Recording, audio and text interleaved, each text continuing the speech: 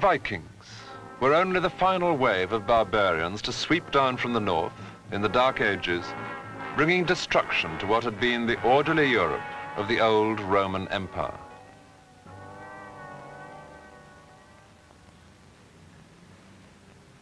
The Roman city of Trier in Germany was where the emperors resided when they were in the western part of the empire. Trier's buildings were calculated to emphasize Roman power and stability. The sturdy gateway, the imperial throne room, which was built in the time of Constantine. Constantine was the first emperor in the early 4th century to favor Christianity. And Trier's cathedral stands today on the foundations of a church built during the reign of Constantine. Because of him, this Roman city became a Christian city. This was no place for wild barbarians. And much further north, at the very edges of the empire, there were elaborate defenses to keep them out, such as Hadrian's Wall on the border between England and Scotland. Once the empire was Christian, all this Roman strength seemed part of God's plan, as a Christian author of the early 5th century confidently explained. What is the secret of Rome's historical destiny? It is that God wills the unity of mankind, since the religion of Christ demands the social foundation of peace and international friendship. The Roman peace has prepared the road for the coming of Christ. This is the meaning of all the victories and triumphs of the Roman Empire. But the barbarians were beginning to make nonsense of those victories and triumphs of the Roman Empire. By the 4th century, hordes of Goths were driving back the imperial armies, moving south to sunnier and richer lands. Close behind them came the Vandals, and then the unthinkable disaster. Rome itself was reached and sacked by the Goths. For 7 centuries, no enemy had breached the walls of the city. And on they moved, restless, nomadic people, tracing an aimless path through the settled provinces of Rome. More and more tribes were on the move, the Saxons to England. In the middle of the 5th century, the proud city of Trier was finally engulfed by the Franks. By then, there was a new development on the Mediterranean coast. It was reported that strange people were living on rocky islands off the south of France, Christian hermits. 15 centuries later, there are still monks on the island of Lerins. It's Europe's oldest surviving monastery. The first hermits here were taking refuge from a world in chaos. But it would be monks, like themselves, who would later restore order to Europe. And over the sea in North Africa, there was a Christian writer who seemed to imply just such a development. St. Augustine. His book, The City of God, has profoundly influenced Christian thought at every period, even though he wrote it in response to one very specific event, the sack of Rome by the Goths. How come, people were asking, that Rome had been destroyed after so long? What had changed? Simple came the answer. The gods had been changed. The old Roman gods had always kept out the invaders. It was Christianity's fault. Augustine took up his pen to argue the Christian case. His first line of defense was frankly unconvincing. Everything is God's will, so all must be for the best. Well, you can still find that type of argument in religious pamphlets today, and frankly, it hasn't improved with age. But Augustine's second point was more interesting. The fall of Rome, he said, was unimportant because it was only an earthly city. All that mattered was the city of God, and that could never fall because its inhabitants were immortal. Some of them were already in heaven, others were still on earth, but their real home was with God. So they were in this world, and yet not in it, which would later come to seem a perfect description of a medieval monk. Seigneur Jésus, Fils du Dieu vivant, aie pitié de moi, pécheur. The only 2 parts of Western Europe where Christianity managed to hang on are still the Catholic extremities of the common market, Ireland and Italy. Well, Italy was not surprising, Ireland rather more so. The rocky island of Skellig Michael is as far west as you can go in Europe, as far away from trouble as you can get, 10 miles off the Atlantic coast of Ireland. This was only one of the many inaccessible places where early monks settled. In Ireland, undisturbed, they were to keep alive the traditions of Christian learning. The earliest known Irish writing from the 6th century is verses from the Psalms, some of them very suitable for monks who made their home in this remote landscape. In their beehive cells, the monks were protected against the devil by prayer and against the weather, to a limited extent, by their own very skillful dry stone work. Not all the monasteries were built in remote or rocky places. Often, as at Glendalough, the monks would settle in a pleasant and fertile valley. In such a place, the abbot became the natural leader of the district. He would guide the people in their local affairs, and above all, guide them on the path to God, often with the help of the famous stone crosses of Ireland. A monk would preach below such crosses, explaining to pilgrims the sculptured scenes.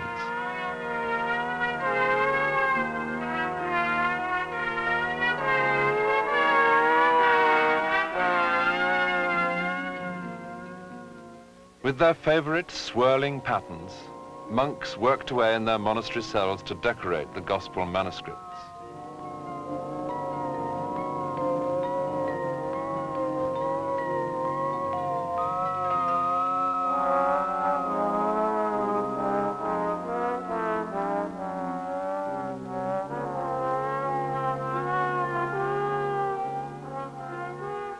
From time to time, a brief comment in the margin brings back to life a scribe in his draughty cell.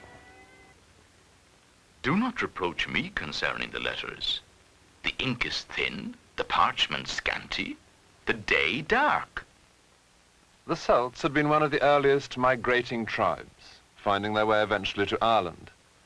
Their descendants, the Celtic monks, painted with the same restlessness.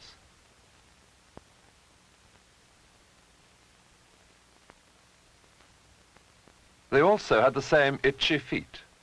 Just as these swirling lines seemed to propel the tiny human figure out of the maze, so the monks themselves felt an irresistible urge to set out from Ireland, to carry the Christian faith back over the sea. No doubt in boats almost as insecure as this one. First to Scotland, then England, the coast of France, and then on, far from the sea or islands, as if compulsively on and on, finally even through the Alps into Italy.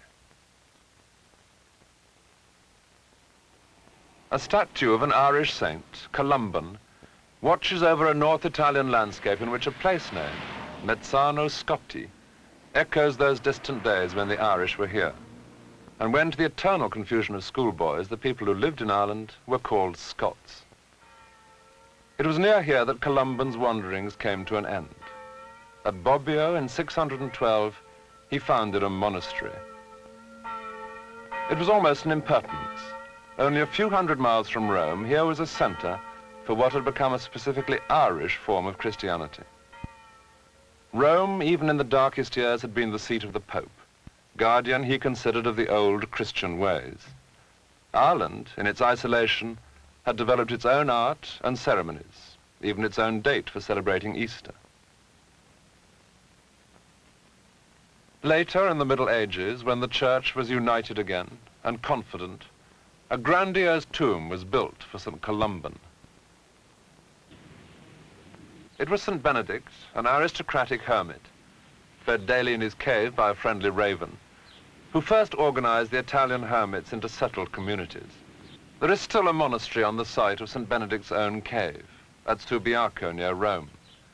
But the rule which Benedict wrote for his monks was much more gentle than the rigorous ways of the Irish. It will be enough, we think, for each day's dinner, if on every table there are 2 cooked dishes to suit various people's infirmities, so that he who happens not to be able to eat of one may make his meal of the other. Avoid excess. Above all things, that no monk should be overtaken by indigestion. Pope Gregory sent Roman monks on a mission to England at exactly the same time as the Irish monks were wandering south to Italy. And it was to be in England that the clash between the two groups was resolved.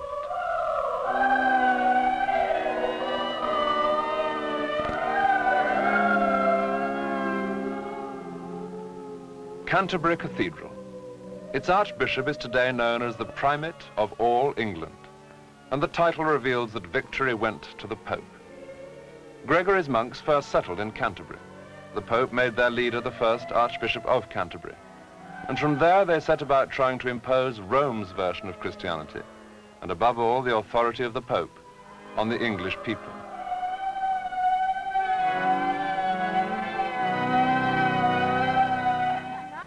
The king called a great meeting or synod at Whitby.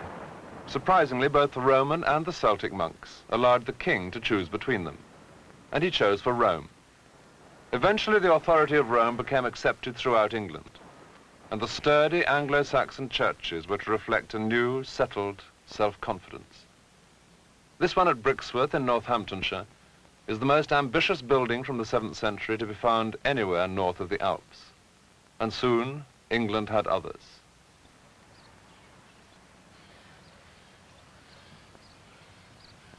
Nowhere else in Northern Europe at the time was there this sort of stability. While the Saxons on the continent were still worshipping pagan gods, their Anglo-Saxon cousins were building for Christ. Into these areas of northwestern Europe, with their dark secrets, there marched a succession of monks from England, bringing news of their own improved God, who had offered himself as the sacrifice. By far the most successful of these brave men was St. Boniface from Devon, who spent nearly 40 years converting, baptizing, with persuasion as his only weapon in a violent world. He finally fell victim to a pagan sword, and it was said that he only held up a book to protect himself. For centuries, this has been venerated as the actual book, with neat slashes cut by some pious hand into both ends of it. The small town of Dokkum in the north of Holland is where Boniface died. Here, in Protestant as well as Catholic homes, he and his book can be found today.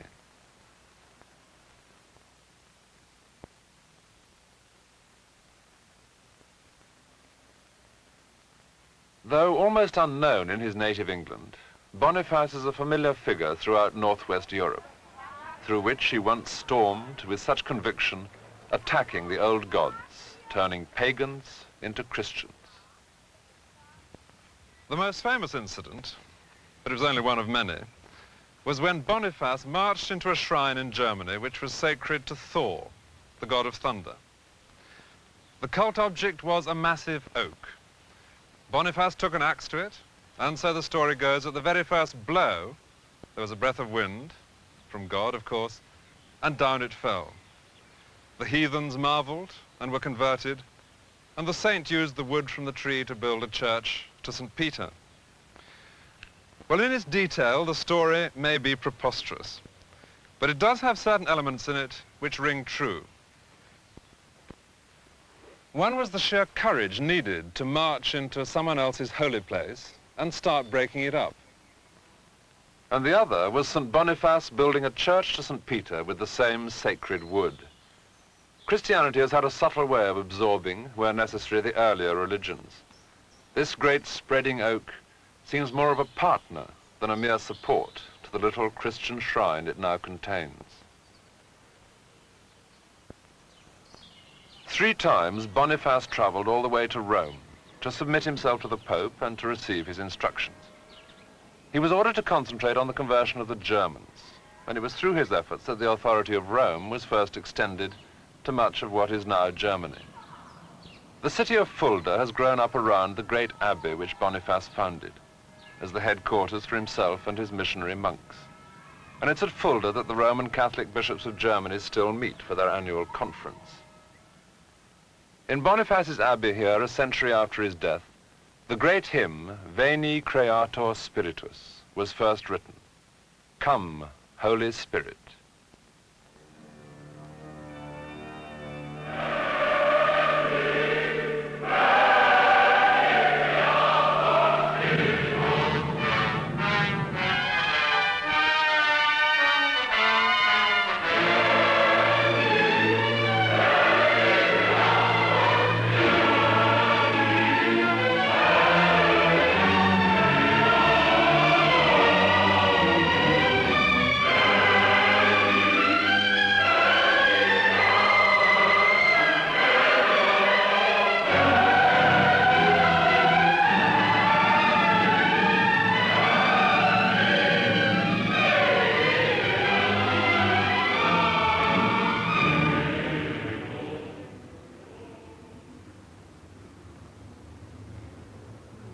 In the town of Echternach, in Luxembourg, there's another great abbey founded at almost exactly the same time by a monk who was for a while a colleague of Boniface, St. Willibrord.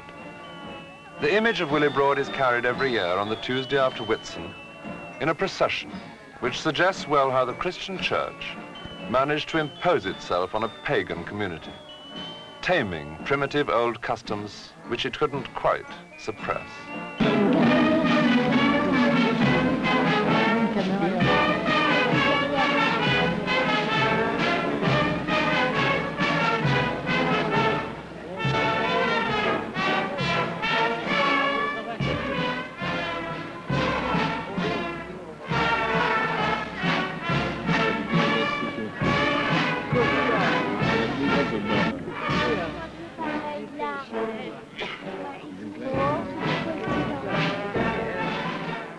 After an exhausting dance round the entire town, the people find themselves, naturally, where the good bishop has always been leading them, at the Christian Basilica.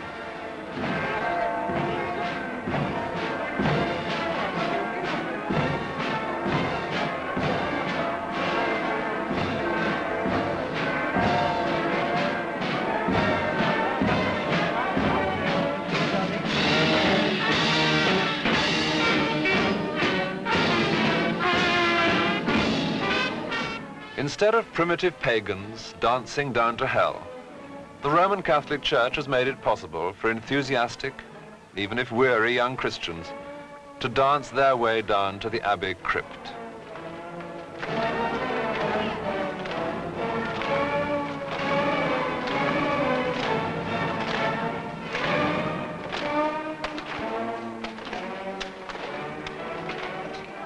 Here, in the crypt, they'll get the benefit of a new sort of magic, that of being close to the relics of a saint. In the shrine are the remains of Willibrord himself.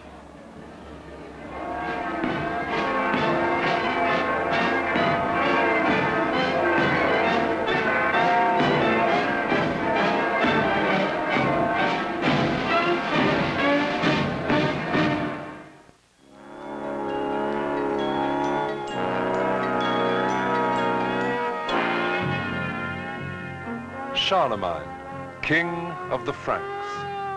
In him the monks found a most effective ally. They had converted by persuasion, Charlemagne would convert by force. He was not the first Frankish ruler to link Christ with the sword. The first king of the Franks to be baptized had been Clovis. A contemporary historian described the event. "If you will give me victory, Jesus Christ, I will be baptized," said Clovis. Even as he said this, the enemy ran away. Like some new Constantine, he came to the baptismal pool. By the time of Charlemagne, the Franks themselves were securely Christian, but their most troublesome neighbors, the Saxons, were still heathen.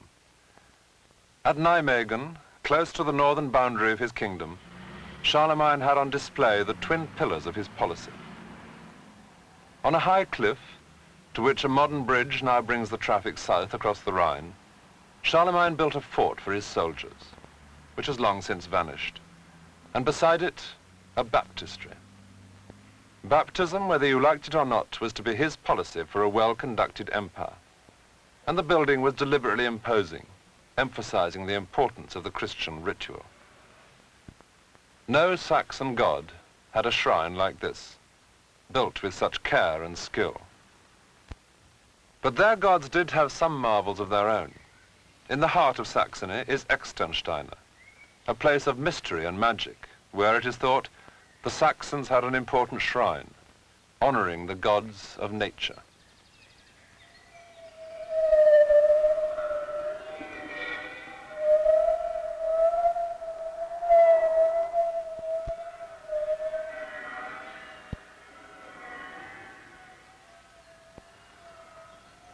These rocks have seen the change in Europe's gods at its most brutal.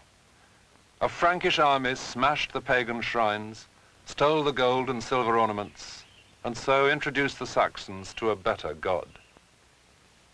The commander of the army was Charlemagne, and being converted by Charlemagne was a very different experience from being converted by Boniface.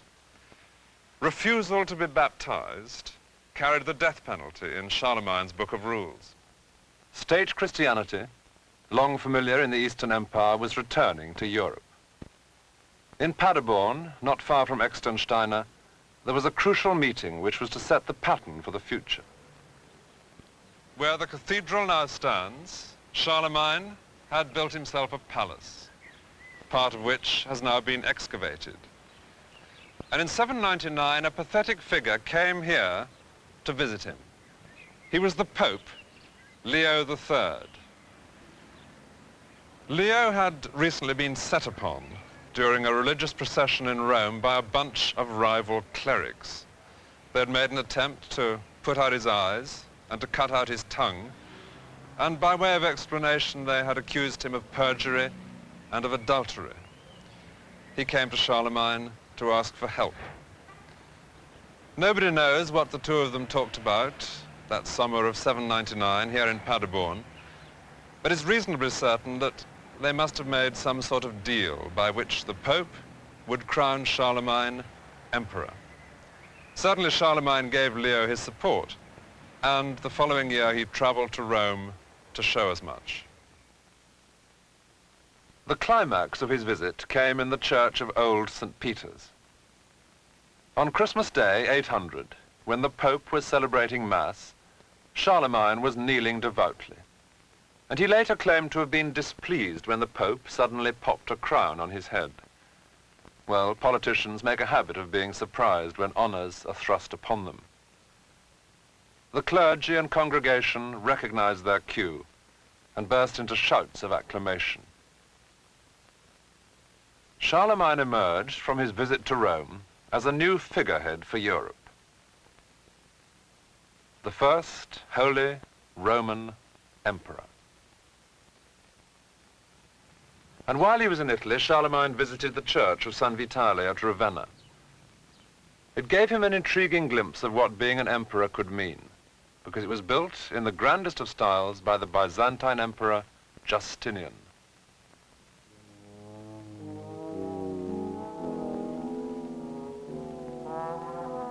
This was how an emperor should build. This was how an emperor should be.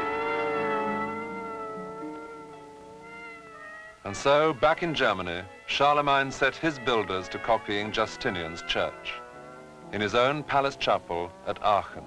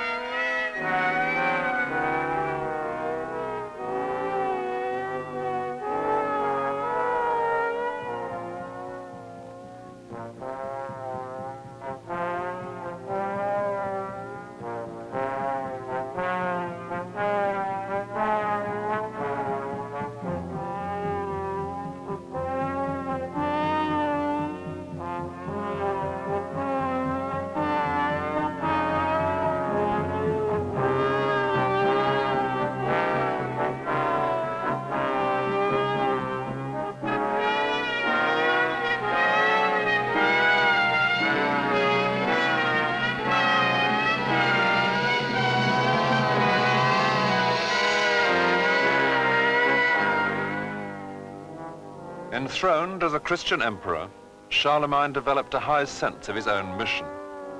His scheme was both idealistic and practical. His empire would be genuinely Christian, and the civil servants to run it for him would be the people nearest to God, the monks. Paracletus autem, Spiritus Sanctus, quem mitter pater in Bo in Empero. In Rome, Charlemagne had greatly enjoyed the church music of the monks of St. Benedict, the Gregorian chant, and he founded schools for the teaching of it north of the Alps. It was his encouragement of the Benedictines, which was to establish them as the one single order spreading throughout the whole of early medieval Europe. Gloria Patri et Filii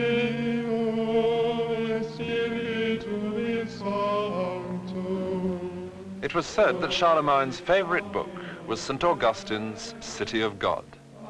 His vision was that he, the emperor, with the help of the monks, would set about creating the city of God on earth.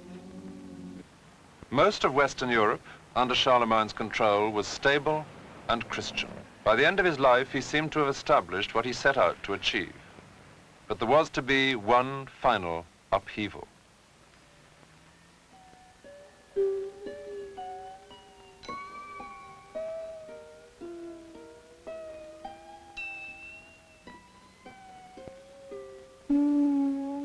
The whole of Scandinavia was still heathen. Already when Charlemagne died, the Vikings were on the move. Each spring they would set off on expeditions across the sea to raid and plunder.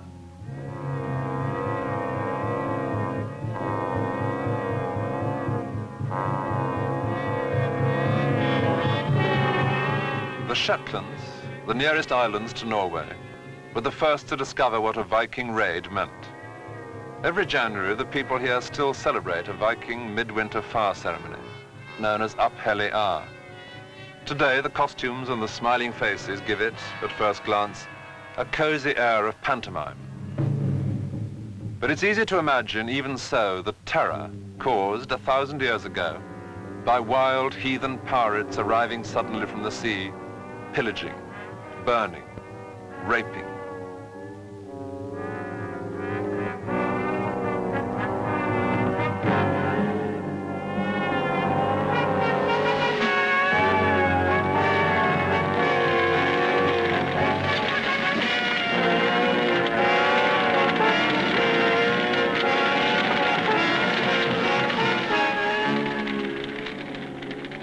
In this ceremony, recreating the traditional funeral of a Viking hero, it's a ship that is burnt, the most important of all Viking possessions, the object on which they lavished their most subtle skills, their best carving, a coffin fit for a hero.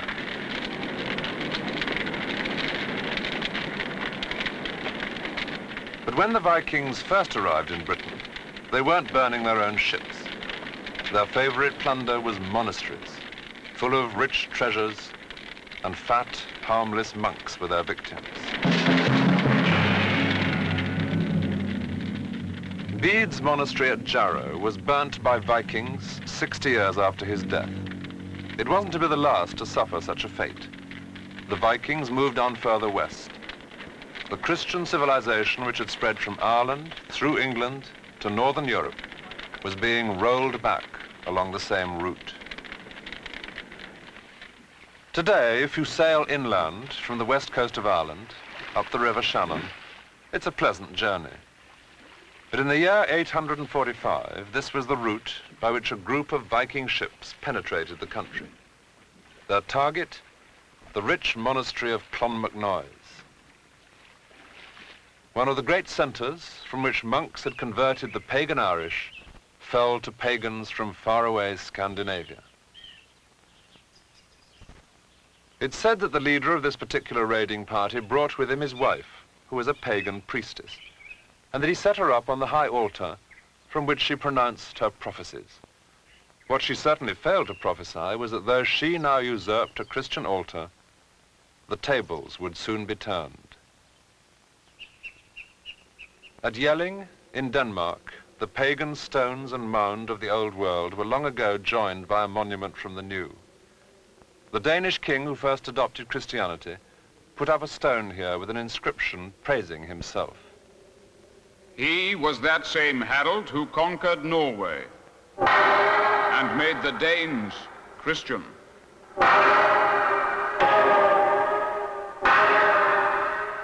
It would be some time before Christ, even in this vigorous primitive form, conquered Norway. But eventually there too the local skill with timber would produce Christian churches more reminiscent of fanciful, upturned ships, complete with weird and savage prows. Europe, finally, was Christian. The Vikings had moved as far and as fast as any of the previous waves of barbarians. The word Viking meant pirate, but they were also known as men from the north, Norsemen, Normans. and it was as Normans that they launched their final invasion into England. But by then, that was just a dispute between rival Christian kings. The people of Europe were settled, but the old barbarian love of movement continued. And it continued now within Christian Europe as pilgrimage. Pilgrims were constantly on the move to Compostela in Spain, to Rome, and even to Externsteiner, which had been claimed for Christianity in the strangest of fashions. The new Europe then had broad horizons, copying details from faraway Jerusalem in this remote corner of Germany. But there is one feature here at Externsteiner which shows that the Germans were no longer mere provincials. It backs up the theme of the chapels, because it's a great rock sculpture showing the deposition of Christ from the cross. But such a sculpture could never have existed in Jerusalem or Constantinople or ancient Rome. Roman sculpture was purely realistic. This has an added element, something vigorous, exaggerated, barbarian, and the mixture is superb. By the time this was carved, in the 12th century, Christian Europe had found its new identity. In Benedict monasteries, all along the pilgrim routes, monks were now singing their Gregorian chant in quiet cloisters, full of the strange carved monsters which had so much appealed to their barbarian ancestors. This was Romanesque, the vigorous new style that the barbarians had created from the rubble of the Roman Empire. Et in saecula saeculorum. Amen. Alleluia. But the monks weren't only singing in the cloisters. An offshoot of the Benedictines made a Christian virtue of hard manual labor. They were the white monks, the Cistercians. They advanced into many of the uncultivated corners of Europe, and through their efforts, the land was tamed. Today, it's the Cistercians who contrived to grow grapes on the rocky island of Lérins. The monastery of Lérins, too, was now playing its part in this new Europe. In 1073, the abbot had decided he needed a fortified monastery, and he began to build this tower. It suited the new civilization, an expansive Europe in which priests themselves would soon be setting out on crusade, and monks would build fortified monasteries far away in the Holy Land. This was more a stronghold than a retreat, and when the abbot persuaded Pope Urban II to visit him here in 1094, he obtained a remarkable concession. There was to be no earthly authority above the abbot of Lérins except the Pope himself. The monks here were to be the Pope's own men. The Emperor Charlemagne had dreamt of controlling Europe through a network of monasteries. Instead, it was the Pope who achieved it. Many monasteries like Lérins were under his direct control, and all the clergy, through the feudal hierarchy of the medieval church, looked ultimately to Rome. The feudal pyramid was now firmly established. At its top, Pope and Emperor side by side. The Pope in this church painting that crucial inch or two higher. The Emperor with his barons. The Pope with his clergy. Just as the castle sits side by side with the Abbey Church in medieval Durham. This strong frontier town in the north of England is not far from the old Roman defense against the barbarians, Hadrian's Wall. In the Abbey Church, which was also Durham's cathedral, the Normans provided a magnificent resting place for two saints whose mortal remains had been grievously disturbed by the Normans' ancestors, the Vikings. The Venerable Bede lies here. And St. Cuthbert. After the Vikings had burnt the monastery where Cuthbert was first buried, monks wandered for 2 centuries with his precious bones.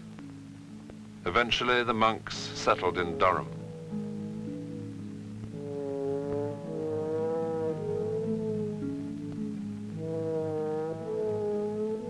So the descendants of the Vikings enshrined the saint in a church which is one of the great glories of Norman architecture.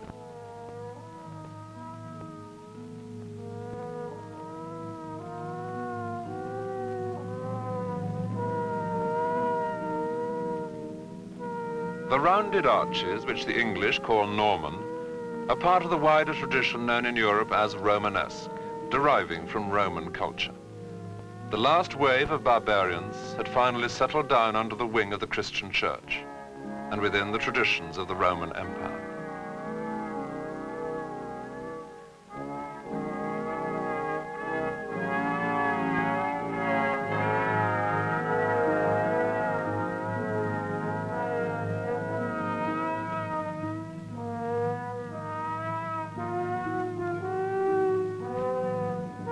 Here within church and cloister, the monks sang, read, taught, and wrote. From monastery to monastery, a vast stream of documents was now perpetually on the move through Europe, above all to and from Rome. Some were trivial. How many cows could a monastery keep? Some were routine, clerical appointments being confirmed at headquarters. And some were on matters of high policy. How to control the local king or baron. How to make sure that the church really towered above the castle.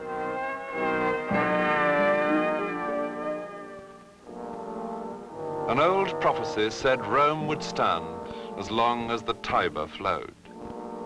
Well, by now the flow of the Tiber was exceeded easily by the flow of the documents.